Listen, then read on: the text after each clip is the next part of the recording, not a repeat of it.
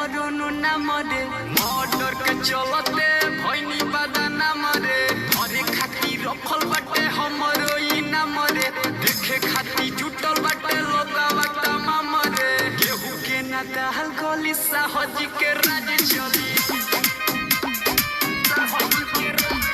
केहू के ना दहल गली साहजी के राज चली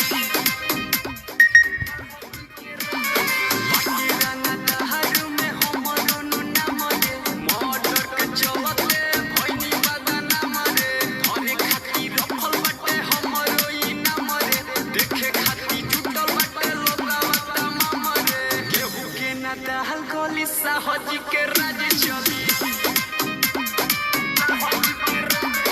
केहू के ना दहल गली साहजी के राज चली।